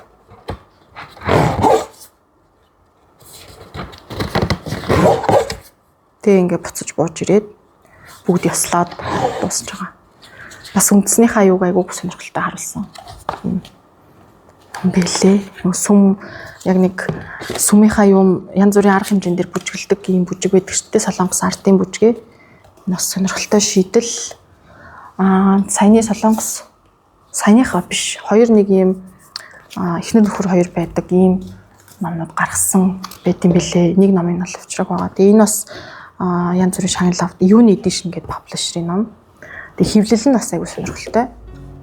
Айгүй энгийн шийдлэр түүх өгүүлж байгаа гэсэн үг. Одоо ингээд чи хин нэгэн рүү хуруугаа ингээд чичлвэл чамайг хизээ нэгэн цагт эргээд чичлэнэ гэдэг ч юм уу тий. Чи нудраг зангидвал бас л эргээд нудраг болж ирнэ. Тэгээд ялсан бол баярлаж, ялагдсан бол гониглах хэрэггүй. Нөгөө хайчлууд аав гэд таглаан байдаг ч тий. Тэр нь бас ингээд ирж байгаа юм. Ялсан ч ялаагүй ч ямар ч ялгаагүй дээ ер нь. Борооноос айгаад замаасаа бити хазаа. Чамд бүхнээс том шүхэр байгаа шүү дээ. Унахаас айгаад мөрөөдлөө орхих хэрэггүй. Чамд авраг хос далавч байгаа шүү дээ гэд ингээд айгүй хөөрхөн харуулсан. Хэрв чи ядарч байвал зүгээр гараа сунгаа. Би чамд хажууд нь байгаа. Чи надаа эрхэм нандин хүүхд шүү гэд. Нөө ээж нь хүүхдтэй эхлээд тах шүү. Амлаж гин үү? Та надаа дандаа хажууд байна гэж амлах уу гэд. Тандаа хайртай шүү гэд ээжтэй зориулж утсан. Амар гоё юм бэлэг шиг ном гэх юм уу. Тэгээд энэ бас амар сонирхолтой. Маш энгийн шийдэл авахгүй. Гэхдээ амар лаг бодсон бэлээ. Нуглаад дэлэг гэдэг ном. Тэнгүүтээ ингээд зүгээр ингээд зураас харагдаж байгаа шүү дээ. Тэнгүүт энийг ингээд нуглах юм зураас бэлтцсэн. Тэгээ нуглангууд зүрхний цохилт. Тэгснээ ингээд өтгөн ой ганц модноос ихтэй гэх мэтэр ингээд явдаг амар гоё шийдэл авахгүй. Алс холт хязгааргүй сунах улсыг холтноо. Цалиглах нуур ганц тусал уснаас ихтэй гэдэг ингээд тусал лээдэг ч юм тий. Ийм жигүүртэн шууд бяцхан өндөгнөөс ихтэй гэдэг. Юунаас ихтэйг нь тэг бүр яг одоо манай хүү жишээний нэг уншуулад бүр амар хөөрхөн баярлаад ингээд цэцэг ингэж харж ирсэн тий. Төслөн цэцэгс бяцхан өрнөөс ихтэй гэл ингэнгүүт бүр амар хайчч ба саний цэцэгнүүд гэж ингээд баярлаад. Тэгээд бүгд яг ийм форматтай сүүмгэр цайх өглөө харанхуй шөнөөс ихтэй гэдэг ингээд шүн болдог ч юм уу. Тэг ингээд нөгөө хүн хайр бүх зүйл хайраас ихтэй гэдгийг хамгийн сүүлд нь хэлээд дуусж байгаа. Ингээд хоёр хүүхэдтэй нэг юм хос бас нийлдэг байхгүй төсвөлтэй. Энэ хүүхэд ингээд нэг нохоо ингэж хайрлал, нөгөө охин нь муур хайрлал. Тэгж жаад энэ хоёр хүнийг нийлүүлээд ингээд нийлээд тэгснэ цаашлаад энэ хуудсыг нуглаад хорвоогийн зүйл бүхэн юунаас ихтэйг мэдэрээ гэсэн чинь тэр нь хайр. За тэг ном бас иймэрхүү байж болдсон байлээ. Түрүүний нөгөө нэг ихэгддэг шиг те ингээд олон ихэгддэг. За энэ бол бүр ингээд гэрэлд харах юм бол цаана нэм амтны дүрс бас ингээд давхар одоо нөгөө хэвлэл дээрээ ингээд давхар тавьсан байгаа. Нууц үг хүртэл ингээд бичдэм билээ. Тэгээ энэ газар бас нөгөө гэрэлд ингээд нэвт харахаар өөр зураг харагддаг номтой бас байсан. Тийм хэвлэлийн төрлүүд ч гэсэн байна лээ. За тэгээд төгсгөлд нь түрүүний нөгөө хэлмэгдүүлэлт гээд хүнд сэдв гэдэг шиг те янз бүрийн хүүхдийн ном гэлтгүү хүүхдэд нөгөө янз бүрийн сэдв үзүүлж болно шүү дээ. Тэнгүүд одоо үхлийн тухай, амьдралын тухай гэх мэт том сэдвүүдийг харуулсан ийм номууд байдаг. Энэ жишээ нь ингээд мөнх бусын тухай айгу мундаг харуулсан алдартай олон улсын бестселлер Японы ном орчуулгын Монголд гарсан тий. Энэ болохоор үхлийг ингээд тусад нь нэг дүр болгоцсон. Ийм амар биш. Ингээд бас бусдыг ойлгодог дүр болгож орж иж байгаа үхлийг. Энэ бас нэлээд алдартай ном. Одоо жишээ нь эмээтэйгээ амьдардаг дөрөв хүүхэд. Тэгээ эмээ нь нэлээд хөшөрцөн. Тэгээд нөгөө тэнгэрт твших цаг нь болцсон. Тэнгүүт үхэл ирж байгаа хгүй тэдний тэгтээ ингээд нөгөө хүүхдүүдийг айлгачна гээд нөгөө хадуура гадаанаа үлдээгээд орж байгаа. Бас амар эмпатитэй байгаа хгүй тий үхэл мөртлөө. Тэг ингээд хүлээгээл энэ хүүхдүүд нь эмээгээ өгж явуулахгүйгээд шүнжэнгөө кофе өгч одоо нөгөө суулгадаг. Дуусан гут нь л кофе өгөөл та дахиад кофе уу гэл. Тэнгүүт одоо болноо авч явах цаг ирлээ гэд. Тэгээд нөгөө үхэл байж иж амьдрал утга учиртай байдаг тухай юм түүх ярьж өгдөг. Одоо жишээ нь гашуудал уй гоник 2. Энэ болохоор баяр баясал ийм одоо нөгөө юу хоёр лээ. Баяр баясал хөгжөөнтэй ийм баяр хөөр хоёртой ингээд сууж байгаа тухай түүх ярьж өгдөг. Тэгээд аль нь ч нэгнгүүгээрээ байх боломжгүй ийм одоо нөгөө нөхцөл байдалтай байцгаа гэдэг тухай яриад үхэл байж иж эмээгийн чинь амьдрал үнцэнтэй байгаа гэдэг тухай хүүхдүүдэд нь ойлгуулад явж байгаа. Ийм. Тэгээ энэ сэдвүүдийг чинь хүүхдэд зүгээр л яриад өчөж болохгүй шүү дээ. Тэгэхээр заавал биднэрт ямар нэг юм туслах хэрэгсэл хэрэгтэй. Тэрэн дээр ном, зурагт ном бол хангалттай сайн туслагч болж чадна. Зурагт ном дээр бол бидний ингээд олж хараагүй асуулт зарим нэг толгой гашлахсан асуултуудын хариултууд нь байдаг. Тэгээ тэрийг бас нэг юм цаг гаргаад анзаараад ч юм уу те өөртөө цаг өгөөд суугаад нэг харах юм бол айгүй сонин хариултуудыг зурагт номоос олж болно. Олон улсын хамгийн том юу болдог үзэсгэлэн хүүхдийн номын үзэсгэлэн гэх юм уу те орон орноос оролцсон дэлхийдээ бол хамгийн одоо номер 1 гэж хэлж болно. Тэнгүүт өөр бас тийм бүк фэрүүд байна л да. Шанхай номын юу гэдэг юм уу? Шанхай номын үзэсгэлэн, за Франкфуртын номын үзэсгэлэн дандаа ийм хүүхдийн хэсгүүдтэй дандаа. Тэнгүү тэр дотор одоо жишээ нь энд ингээд орон орноос ирсэн артистуудын хамгийн шилдэг тухайн жилдээ тий хамгийн ирүүлсэн бүтээлүүдээс хамгийн шилдэгүүдийн ингээд нэг эмхтгэл болгоод оруулдаг. Тэгээ энэ дээр бол Монгол дуу хоолойг хармаар байгаа. Тэгээд энэ дотор бас тэ Монгол ямар сонин одоо нөгөө соёлтой, ямар сонирхолтой ийм үндэстэн бэ гэж нөгөө олон улсын анхаарлыг багч гисэн тэ Монгол улсдаа тэгж харуулмаар тийм амбицтай байгаа даа. Гэхдээ тэхийн тулд бас олон ном хэвлэж тэ нөгөө одоо ч манайх 4 хүн номтой 5 дахь гарах гэж байгаа. Нэг шинэ мэдээ дуулгахад орчуулгын нэг ном гарах гэж байгаа. Тэгээд тэрэн дээр те Монгол зураачид уран бүтээлчдийн номнуудаас бас хэвлэмээр байгаа. Монгол зохиолчдын те ийм зохиолч зураач нарын хамтарлуудыг одоо нэг гой хамтарлууд бас хийж гаргах санаа ер нь бол байна. Тэгээ өөрөө ч гэсэн бас сайн чадхаараа зургийнхаа талын өгүүлэхүйн чадвар гэх юм уу тэрийг бас сайжруулж ирэлж байгаад тийм олон улсад Монголын дуу хоолойгоо гаргамаар байгаа. Тийм амбицтай л байна да. Бас гоё подкастт орж оруулсанд баярлалаа. Зөндөө олон номнуудыг амт шинтийг нь гартал нь ярих бах гэж өсөн өрөөе. Баярлалаа.